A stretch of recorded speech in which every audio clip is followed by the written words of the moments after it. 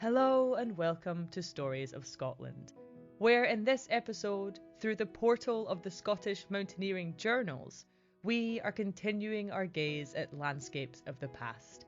I'm Jenny, a woman of the present. And I'm Annie, a person of the archives. This is an exploration of the Scottish environment funded by the Royal Society of Literature. All right, so where are we off to in this episode, Annie of the archives? We are riding on the wings of a fulmar to St Kilda, the most western group of islands of the Outer Hebrides. This fulmar is a gracious seabird whose flight is sometimes compared to a spirit or a ghost. Oh, it's so lovely. The fulmar's home is where the ragged northwestern edge of Scotland unravels into the Atlantic Ocean. 40 miles from the nearest island, the people who call this land home remain quite isolated from the rest of the country until their eventual evacuation in 1930. Mainlanders of the UK have always been fascinated with St Kilda. In the 1800s, having been left behind by the socio-economic evolution of the British Isles, the horseless, roadless and currencyless island held a certain otherworldly mystique. By the late 1800s and early 1900s, curious tourists could board the Dunara Castle steamer boat in Glasgow and make the 2.5-day journey to Herta, the main island of St Kilda, where the small population lived. Norman Heathcote, an author, naturalist and avid climber, was one such tourist. He spent time in St Kilda in 1898 and 1899 and wrote a piece on St Kilda climbing for the Scottish Mountaineering Journal of May 1901. The island of St Kilda is probably unknown to most, if not all, the members of the Scottish Mountaineering Club as a climbing resort. I will try to give some details about the possibilities of this lonely group of rocks as a field for the mountaineer. I do not wish to encourage too many people to go there, as there is not enough room for more than a few people at a time. It's a long way off. There is no accommodation to speak of. They also have a pleasing habit of cooking all kinds of food in the same vessel. So, until you have learned to like the flavour of fulmar oil, the food is absolutely unpalatable. Sorry, Annie, we are eating your favourite seabird. My heart is breaking right now. In all climbing operations, the St Kildans either go barefoot or wear a pair of coarse socks. It is bad for the stockings and painful to the feet, but there are so many sloping ledges to be negotiated on which the nailed soles can get no foothold. Anyone wishing to climb in St Kilda must be prepared to sacrifice his stockings and his feet. There are several ways by which the top of Soy may be reached by the sea. The first time I visited Soy, it was impossible to land at the usual place owing to the swell. And so we rode round to the north side of the island, where the cliffs are about 1,000 feet high and look most formidable. The natives undertook to lead us to the top, but the climb looked so much more suitable for a wild goat than for a lady, though my sister accompanied me on all my expeditions. Norman has written about the locals of St Kilda leading him and his sister up a sea stack. Yes, and the sea stacks that the locals climb barefoot stand out alone in the ocean. Huge columns of jagged rock, separate from the main island and unpopulated. There's many sea stacks in the waters of St Kilda, as they were once a part of the islands. However, the relentless power of the Atlantic Ocean has gradually eroded the surrounding rock away, and these island remnants are the tallest sea stacks in the UK. Stack and Armin stands at 196 metres tall. But what these stacks are truly famed for are their huge bird colonies. Norman's sister's name was Evelyn Heathcote, and she too wrote about her time on St Kilda. But her writing was published in very different spheres than her brother's. Ah, yes, the birds. I wrote a piece in Good Words, a periodical for the family in 1901. But before I read you some of my writings, I must say our climb up Soy was most remarkable, despite our barefooted hosts turning us to a much more treacherous climb. Nevertheless, we made it up the cliffs, and the view from the top was breathtaking.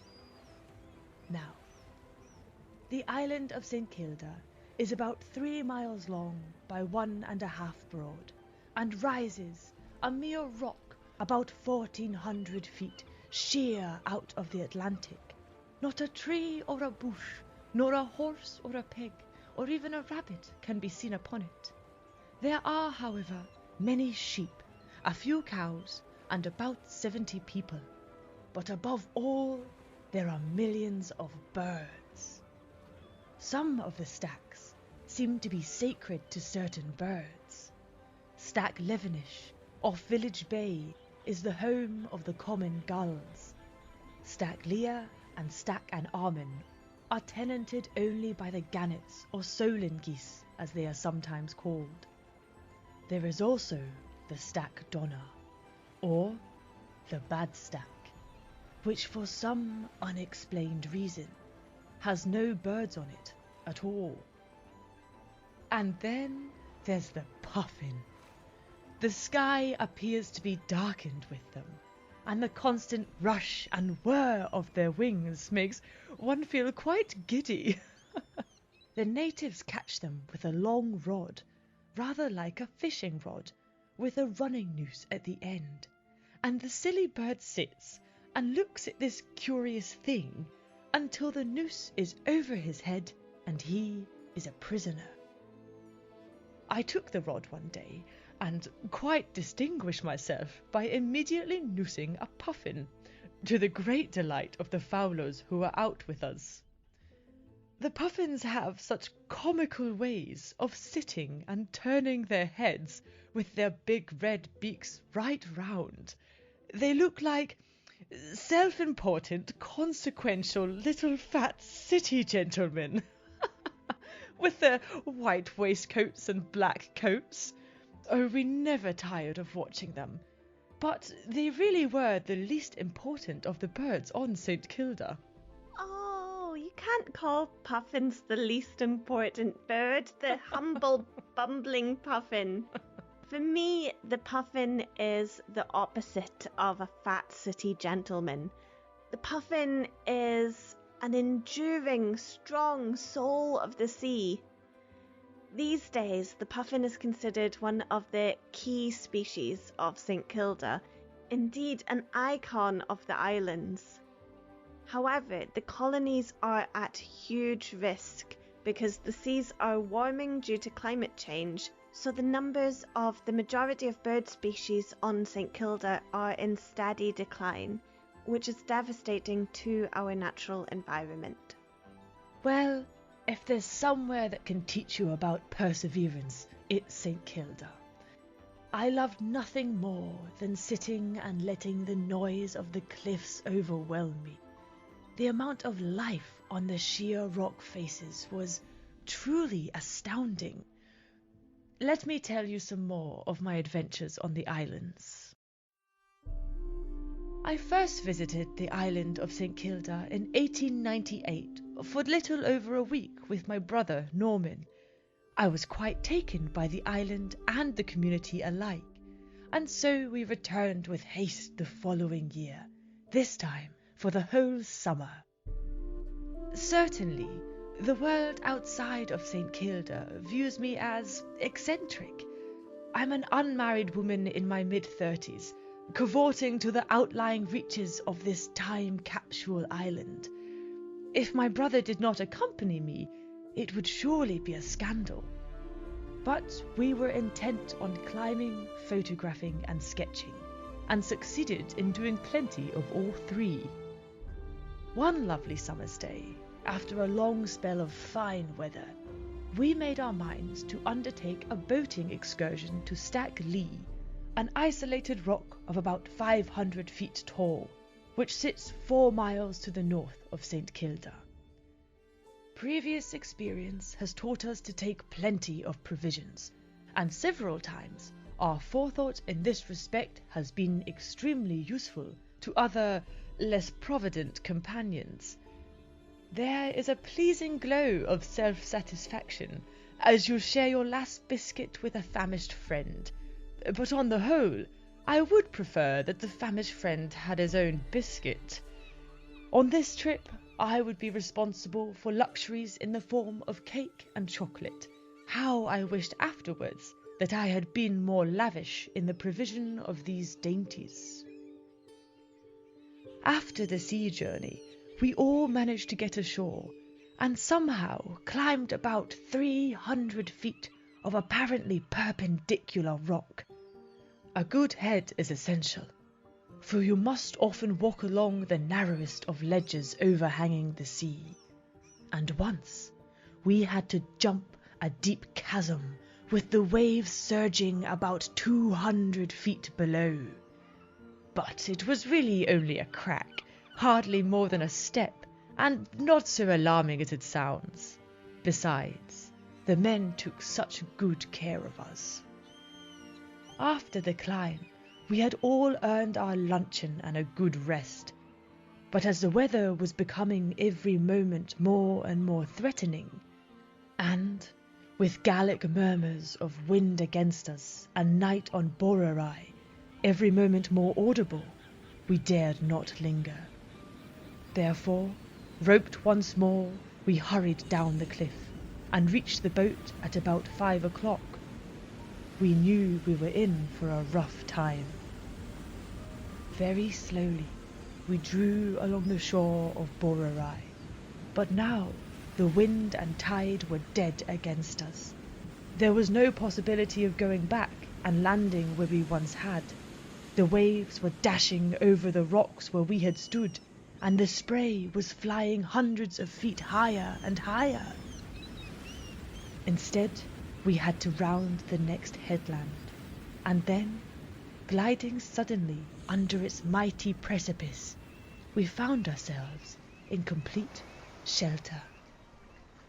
A few moments later, we slipped under a lofty archway and into a great cave.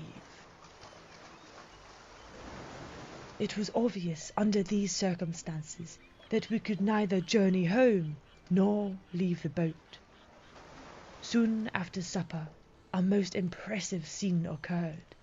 Norman MacKinnon turned to us and said, "Now we are going to make worship." Hats were removed, and the elder men offered up a few prayers very earnestly and reverently, after which all sang together some psalms in Gaelic.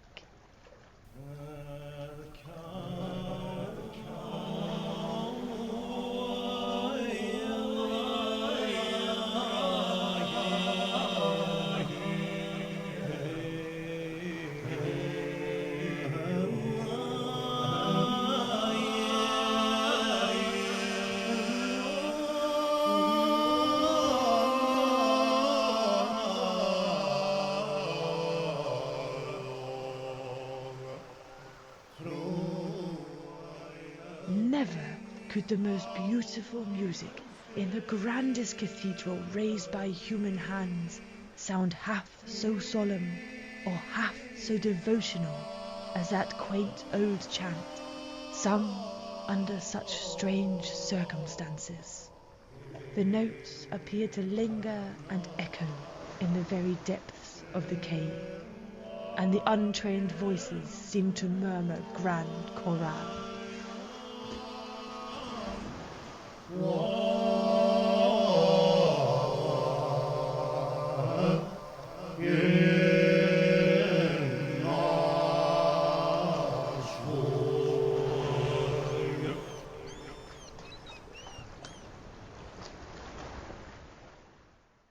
Evelyn's words are enchanting. They take us back to the sea caves of St Kilda, where we hear echoes of a way of life completely lost. She travels to the edge of the United Kingdom and very competently scales some of the toughest sea cliffs there are in Scotland. Evelyn is a really intriguing woman. She comes from an incredibly wealthy and landed background.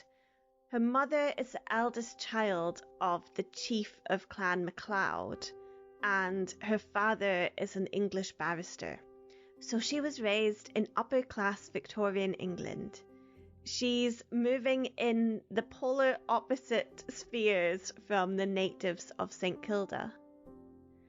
And yet, this incredibly wealthy person is complaining about the burden of giving her final biscuit to a famished friend, an inhabitant of St Kilda, who is guiding her across these incredibly treacherous paths that the locals were using for their self-sufficiency and survival. I mean, at least she gave them the biscuit. And in her writing, Evelyn is nothing but gracious about the people of St Kilda. Many who travelled to the islands did so for the novelty of the folk and their lives, but Norman and Evelyn stayed with these people for a long time, and she tried her best to learn the basics of Gaelic. She was even invited to fit the first cornerstone of the new school building.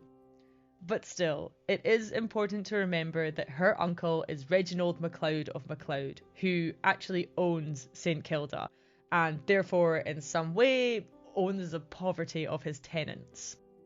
So you could say that the people of St Kilda were treating Evelyn and her brother very graciously.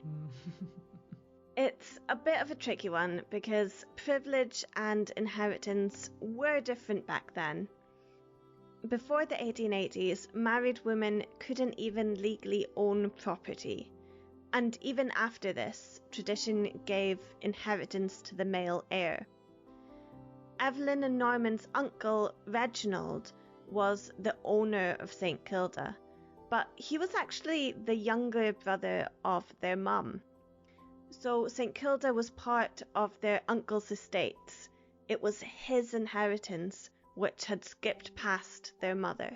Well, yeah, but still, a few custard creams aren't sinking her ship anytime soon.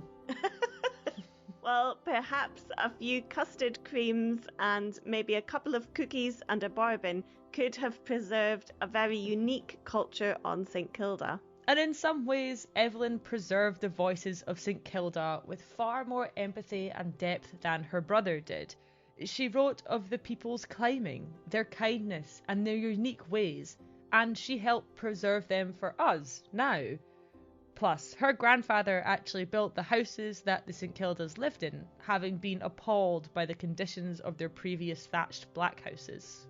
Well, her family still collected rent for these houses and the land that the St Kildans were on. Oh man, God, what an intricate web of privilege the landed weave, Annie. There's no escape. But we can wind our way back to the start of St Kilda's landed web, because there's a great bit of folklore about how the MacLeods came to own St Kilda in the first place. Has it got anything to do with custard creams? No, but there is a jammy dodger involved. Was he a bit of a ginger nut?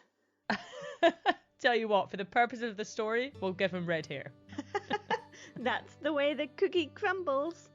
Alright, well, take that crumbly cookie and get a cup of tea, Annie, because we're about to dunk our biscuits back in time, as we head to the Outer Hebrides. Our tale starts at the culmination of an age-old dispute between the MacLeods of Harris and the MacDonalds of Uist. For generations, they had been fighting over who the lonely islands out to the west, out across the ocean, belonged to. They knew of St Kilda well and the people upon it, and there was occasionally some trade between the two, and sometimes some St Kildans would come over looking for work or to widen their world. But still, it didn't cross the clan folks' minds that it might be the people of St Kilda who owned St Kilda. Oh no. And so it was decided that the best way to settle this dispute once and for all was a race. 2 crews of men, one from each clan, would race to St Kilda, and the rules were thus. 1. Boats of the same type, size and crew number were to race. 2. They were to set off from a point on the Long Isle, exactly 50 miles from St Kilda. 3. The first man to touch the islands would claim them for his clan. And 4. All swimwear worn by participants must be approved for competition by the International Swimming Federation. Jenny, I think that this legend might actually predate the International Swimming Federation. I think you'd be surprised at how far back Speedos go. They have a rich and varied history. But surely if it's a boat race, they're not going to need your Speedos, Jenny. It is the first man who touches the isle. It does not say how they're going to get there. Okay, let's see where this goes. To St Kilda, funnily enough. And so, with much fanfare, on a cool spring day, the 2 boats, one crewed with MacLeods and the other with MacDonalds, are ready to set sail, with only one goal in mind: ownership. Crowds were gathered, drums were beating, and the chosen crews were ready for the row of their lives. With a loud roar they took off from the Long Isle, each crew determined to bring pride to themselves and St Kilda to their clans. Is 50 miles not an exceptionally long way to row? Can you even see St Kilda from the Outer Hebrides? You can see St Kilda, yes, but also yes, 50 miles is a really long way to row. It's 80 kilometres. For reference, that is the same distance as 1,608 International Swimming Federation approved Olympic-sized swimming pools. Or, to put it in Scottish terms, it's about the same as rowing the entire length of Loch Ness and back. It would take many hours. This is not a sprint, Annie. It's a marathon. Actually, those are called Snickers now, Jenny. And I'd say that they were chocolate bars, not biscuits, so... Biscuit. So, for 49 miles, the 2 boats were nail-bitingly close. If one would pull ahead, the other would soon catch and pull ahead itself. But by the time the islands were within winning sight, the MacDonalds had managed to get a few lengths lead, and the MacLeods, having given it their all physically, could see the prize slipping further and further away. That is, until one lad named Col MacLeod had not only shockingly ginger hair, but also an idea. For although he was physically exhausted, he wasn't mentally exhausted. He threw down his oar, he clambered to the bow of the boat, and could see out ahead that the MacDonalds were now almost at land. And so he drew his sword and in one fell swoop chopped off his left hand. He dropped his sword and doubled over, but it was not pain that made him bend, but his loose hand. For he snatched it up from the deck, and with his good hand he hurled it, digits splayed, over the crew of the MacDonald boat and onto a rocky outcrop just ahead, an arc of blood trailing against the blue sky.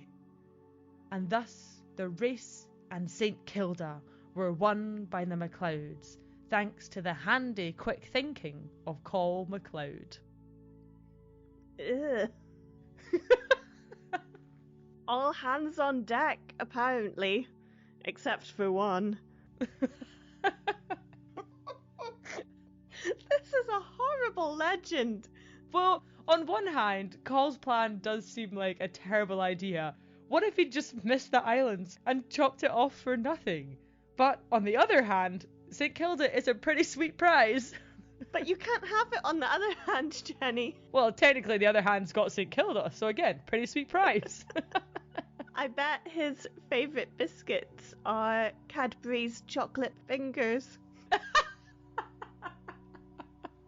We are bad people, Jenny. We shouldn't be allowed to tell this story. Well, a much better person who told this story was Euphemia McCrimmon, who was born on St Kilda around 1781, and she told a very similar version, but rather than between two clans, it was between two brothers. She was interviewed in her old age, and she said that everyone on the island knew the point where the hand had landed, for it was called Call's Point to that day. So even though this ownership legend may have been given a little bit of a helping hand by some exaggerations in history. And some Speedos. We know that St Kilda was in the hands of the Macleods for 500 years before its eventual evacuation. The islands currently belong to the National Trust for Scotland, which protects the huge bird colonies, and it's a UNESCO World Heritage Site. Which I feel is a lovely, fitting way for the story of St Kilda to be continued, because after all, good things crumb to those who wait. Oh no.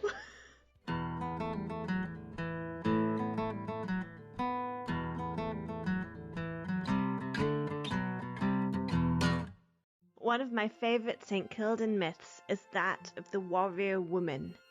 This is a story that stretches even further back, where the people of the clans and their silly politics are but a distant speck on the horizon of time. This is so far back that a vast grassy plateau stretches between St Kilda and the Outer Hebrides, connecting these islands, because the water that fills the ocean is yet to fall from the skies. This vast and fertile land is ruled by a great hunter, and this hunter is our warrior woman. She spends her days traversing her lands, carried on the back of her sleek white mare. Together they make a formidable team. As they gallop over the plains and through the forests, they search for prey. Any life on the plateau is in the hands of this hunter, and it is her sharp arrows that decides their fates. She was like the original Katniss Everdeen, only she had a horse and was a goddess. So technically actually much cooler than Katniss Everdeen. Yes. She is considerably cooler than Katniss Everdeen. Although I did read in one version of the story that she could never quite get her hair to sit perfectly in a side braid. I think you'll find that ancient Celts were actually really into braiding their hair. They invented the side braid. Katniss is just a copycatness. And also, our great warrior had hunting dogs and a sword. After a hard day's riding and stalking prey, the hunter would take her spoils back to her home. She would return to her glen in St Kilda with a deer slung over the back of her horse, and she would enter her house, built of stone hewn from the glen. So Jenny, if you were a great hunter returning home from a hard day's hunting, what would be the first thing you do when you get in through your door? Put on the kettle and get some biscuits? Nailed it, Jenny. And right after she put ye olde cauldron on, our hunter takes off her great helmet and places it on her handy helmet-holding standing stone. Then she takes her sword from her back and places it on her handy sword-holding standing stones. Next, she gets her cup of tea from her cauldron and puts her feet up, because it's tough work being considerably cooler than Katniss Everdeen. I love this myth, because our warrior's house can still be found on St Kilda today, tucked away in Glenmore on the north of Herta. These are the earliest signs of human life on the island. Only the foundations of the buildings remain, but the largest was named by Martin Martin, and he called it Tai na Banagashkoch, and this translates to the Amazon's house. And it is here that our warrior queen lived and ruled her lands. I find it a bit baffling that it got the popular name of the Amazon's house.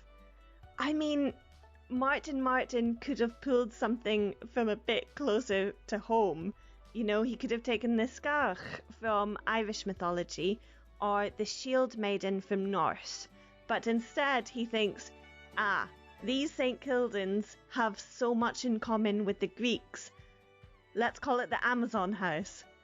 Yeah, he chose the myth of a fighting warrior from the Amazons over the myth of a fighting warrior from, like, the region. And it wonders if it's, like, to make it more palatable to his readers at the time. It would be, yeah. It's strange that we still call it this to this day, because that's the one book that starts calling this wonderful beehive-looking house the Amazon's house, and the name just really sticks. But do we know anything about these structures? There's a couple of schools of thought on when the house was built, and there's a lot of surrounding little buildings around it as well. This just happens to be the biggest of them. One is that it was used in the 16th and 17th centuries as a shieling, so that's a shelter for folks who were grazing away with their livestock to stay in. An extension of this is that the present day ruin of the Amazon house was actually built on top of a much older building, which could be like early historic or even medieval in age. Personally, I like the idea that the foundations are from the first settlers on St Kilda, and despite being so isolated, whoever it was that landed upon her shores found fertile land for cultivating and grazing, as well as a seemingly endless supply of birds to hunt, and so they decided to stay. And it is these buildings that birthed the St Kildans myth of an ancient warrior woman, using the standing stones, which can still be seen today as her hat stand. I really enjoy the idea that standing stones are just old hat stands. It suddenly explains everything about them. However, for this building, I prefer the idea that it's maybe just been a shieling for hundreds of years, where people stayed and grazed their beasts. I don't know, it makes it more grounded in agricultural life. I enjoy that. What if archaeologists have got it all wrong and all standing stones are just for drying clothes on, and instead of a great horse in this story, it's just a great old clothes horse? Then I would eat my hat, Jenny, my big warrior helmet hat. Is that a type of biscuit? Is that McVitie's that do that one? Coat it in chocolate and it's good enough.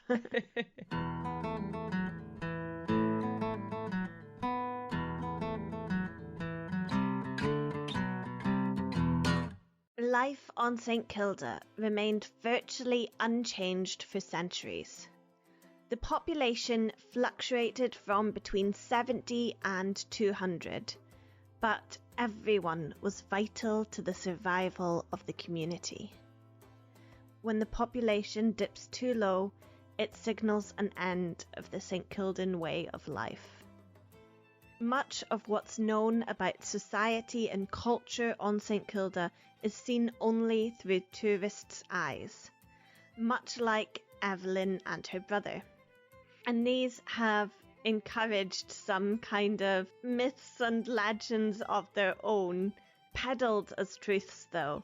For example, there's a really popular one that's regurgitated quite a lot, that the island was once a matriarchy and that the women were completely in charge and the men were secondary to them.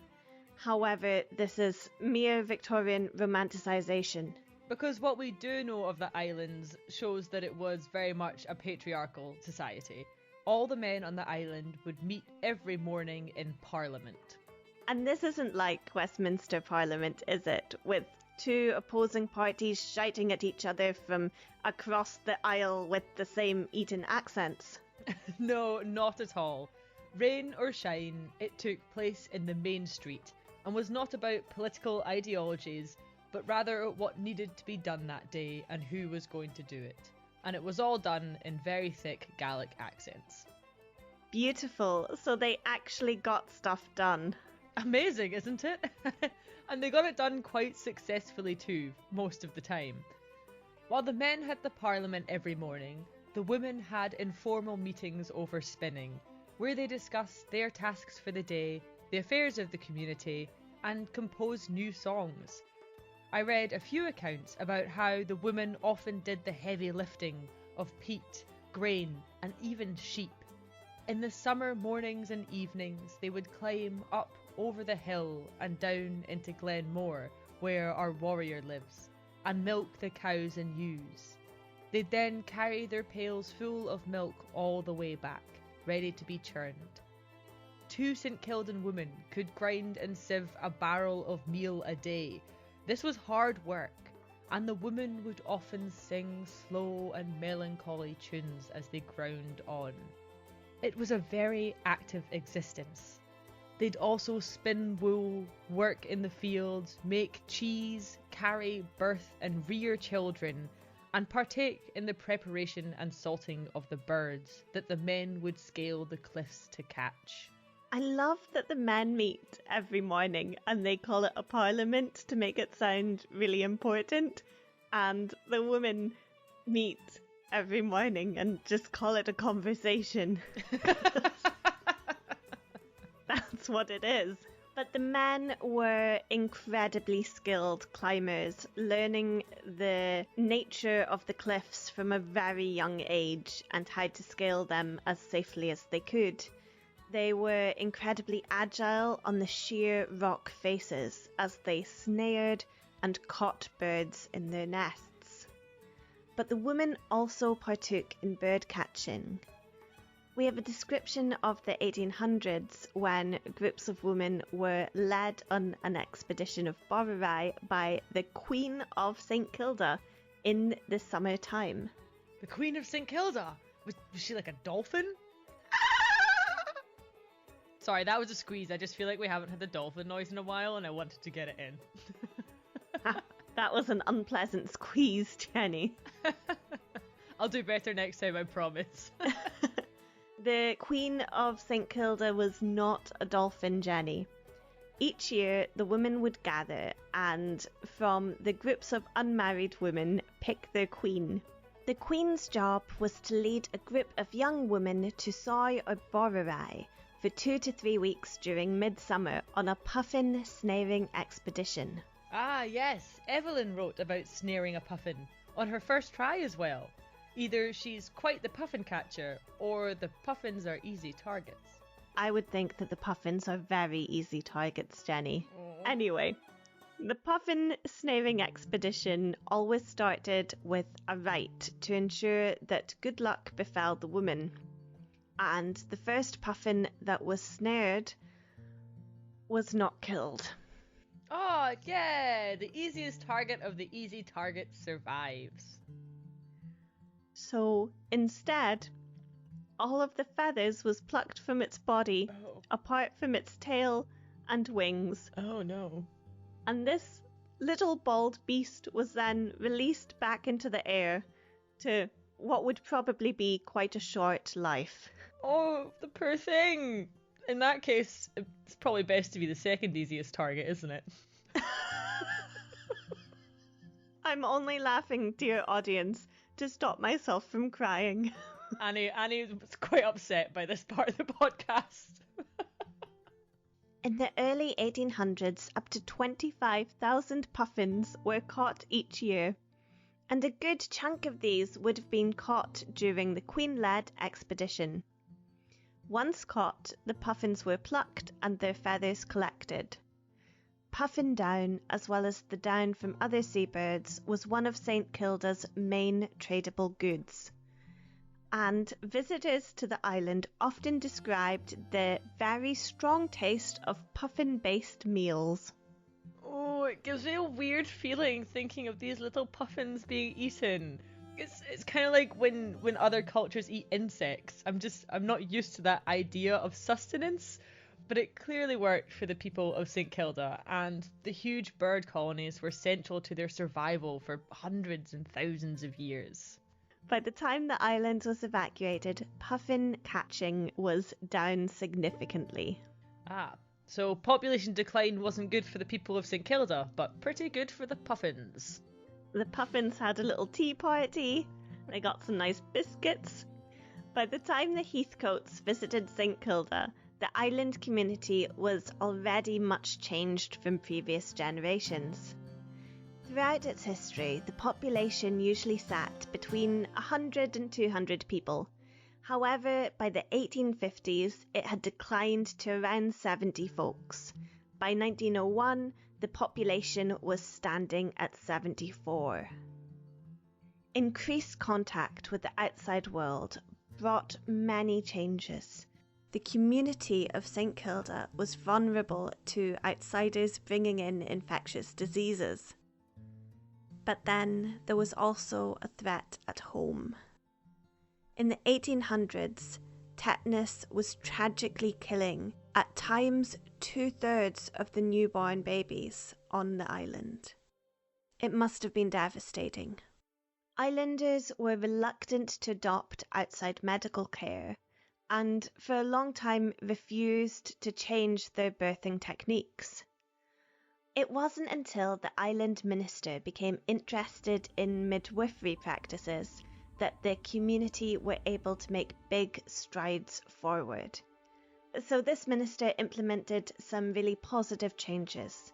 This included using clean swaddling for newborns to be wrapped in, using a clean knife to cut the cord, and stopping the use of fulmar oil on the umbilical cord, which was thought would help speed up the healing of it.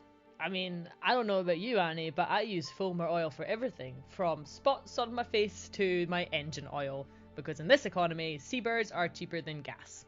Jenny is lying here. We do not use fulmar oil for anything. We simply admire the lovely fulmars as they fly, and they're not flying towards anyone's pot.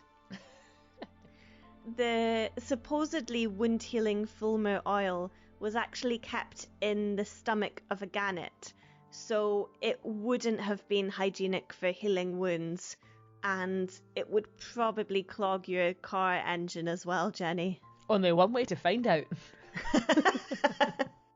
But this also explains the steady decline in demand for St Kildan products. Fulmar oil and feathers were replaced by newer and cheaper products over time. The old culture was eroded over decades and could not withstand the changes enforced by time. Modern societal values replaced the island's culture, and these just weren't compatible with life on Herta. Their wee society came to rely heavily on the charity of passing trawlers, so much so that some captains refused to pass St Kilda.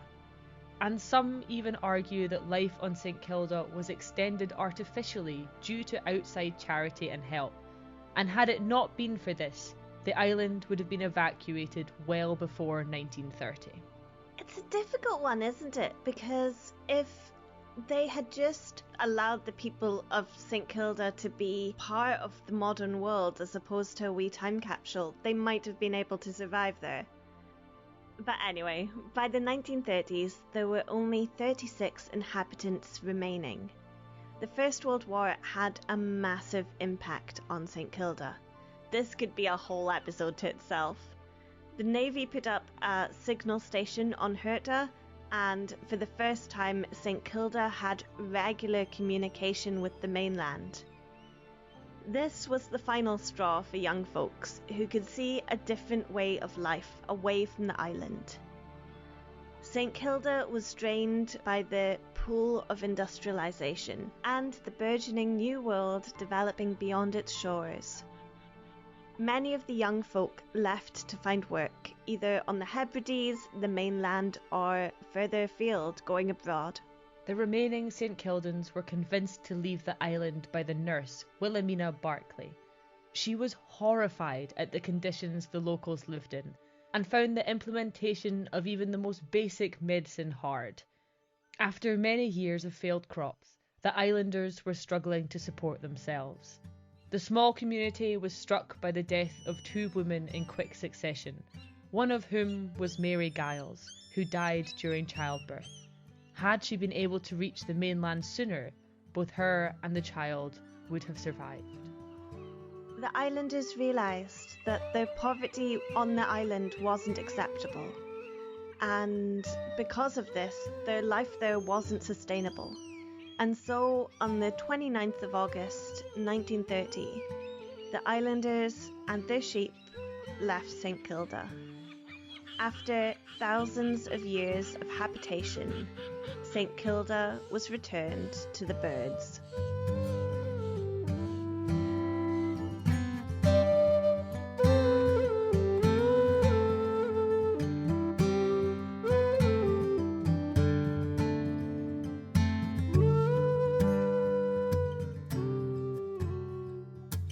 Evelyn Heathcote never returned to St Kilda. She remained close to her brother Norman. When their father passed, Norman inherited the family castle and all 7,000 acres. Evelyn and her mother were subject to the laws of primogeniture when all land and power is passed to the eldest son. However, Evelyn would have lived to have seen the first woman chief of the clan MacLeod, Flora MacLeod. Yeah, her uncle Norman, who was chief of the clan, had no male heirs, and so upon his death, her other uncle, Reginald, the owner of St Kilda, became the next chief. However, Reginald also did not have any male children, and so when he died, his daughter Flora became the first female chief of the clan. I find this story of St Kilda a fascinating one. A couple of years ago, one of my pals was begrudgingly an ecologist in St Kilda for a wee while. The fact that you say begrudgingly makes me so sad. That's like my dream. I think I would love it too, but then I think we may be at risk of romanticising it, because the things that he complained about, like you obviously have nowhere that you can buy food, you've got very simple rations, and that he was paying a gym membership on the mainland. He can go to a gym. He was the begrudging ecologist on St Kilda for a season or two, and he spoke very fondly of a snowy owl who reached the island and stayed for a spell. I keep thinking about this owl whenever I think of St Kilda. An owl amongst all of the seabirds, the puffins, the fulmars, the gannets. A snowy owl, one of the coolest owls you can get, cooler than Katniss Everdeen. Exceptional and beautiful, yet isolated. He told me that the owl was happy in St Kilda for some time, camouflaged wonderfully in the many ruined sheilings, eating the above-average sized mice that live on the island. Yet, eventually, one sunny day, this owl left, perhaps to find a snowy owl mate.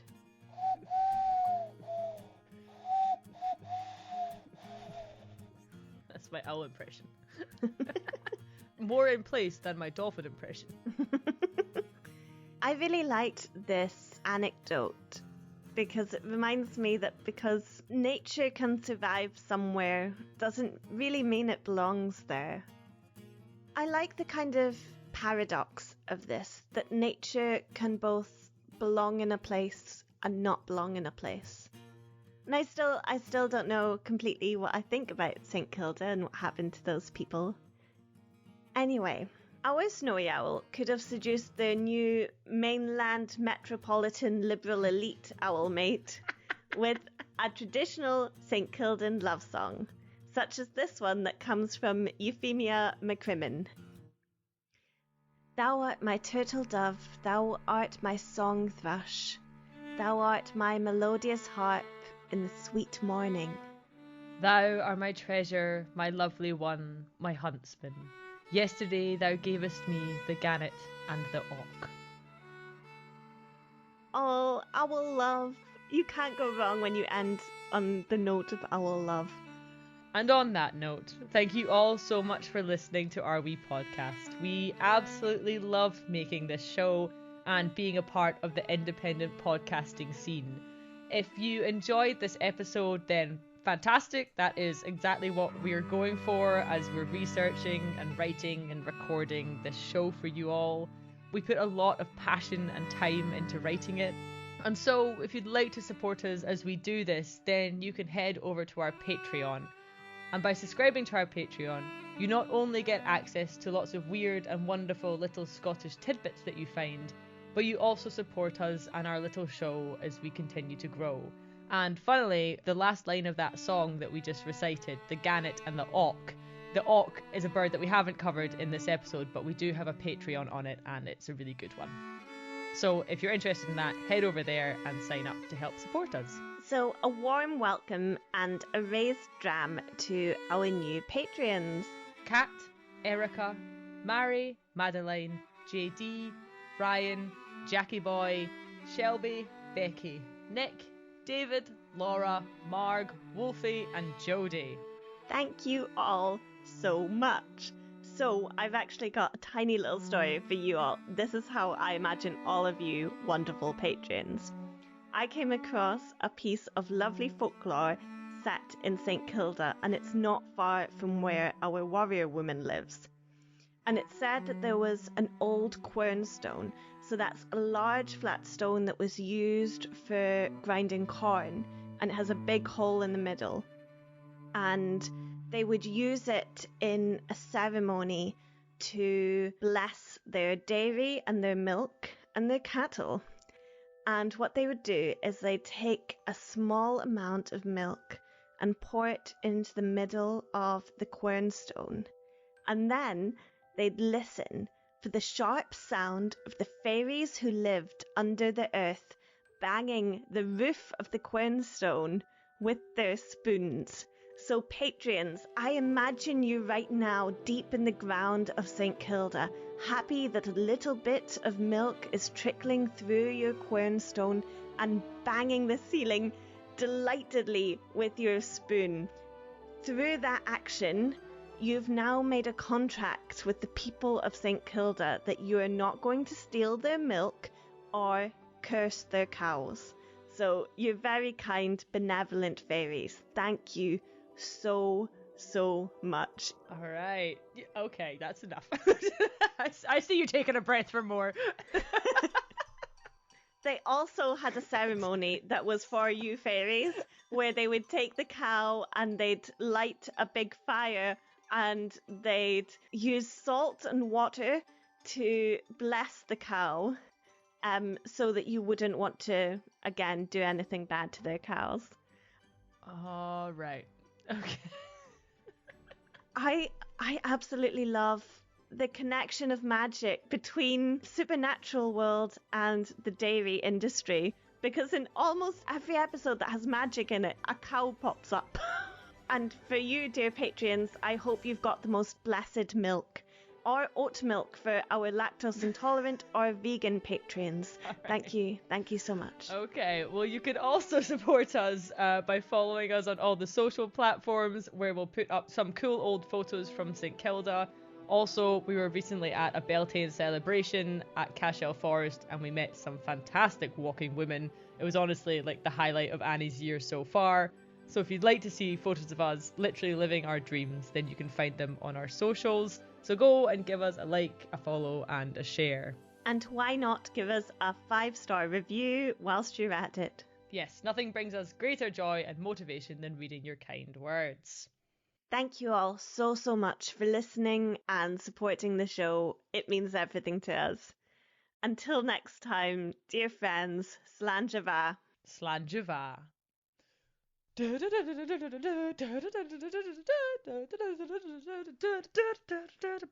Oh, and the fairies. I'm stopping recording. And the fairies who live under the quernstone, they use the milk and they dunk their biscuits in it. And it's a callback to the biscuits earlier, and it's beautiful. I'm leaving. Goodbye.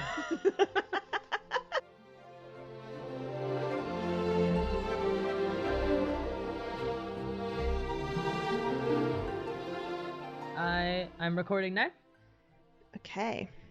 1, 2, 3, 4, 5, 6, 7, 8. My boot-scooting baby is driving me crazy. My obsession for St Kilda. I just knocked my mic while dancing. Rookie error.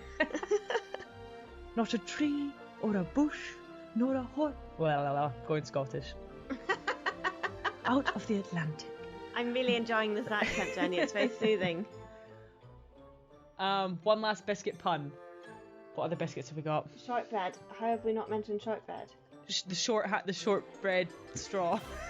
Seems like he pulled the shortbread straw. The puffins had a little tea party. They got some nice biscuits, some penguins. Puffins? Pluck a puffin. Not funny, Jenny. My heart bleeds for that poor plucked puffin. Evelyn and her mother were subject to the laws of There's a reason I gave it to you. I hate this word. I could never get it right. Primogeniture? It's okay if I say it wrong. If you say it wrong, your mum will kick up a fuss because it's like a legal word. I think we should pronounce it wrong just to fingers up to the rich people who actually go by this rule. Primogeniture. Primo? I know, primogeniture. Primogeniture. Why don't I say can you merge the O so it sounds a bit more Scottish? Sorry, go. Primogeniture. Primogeniture. We'll take it. Take it and run.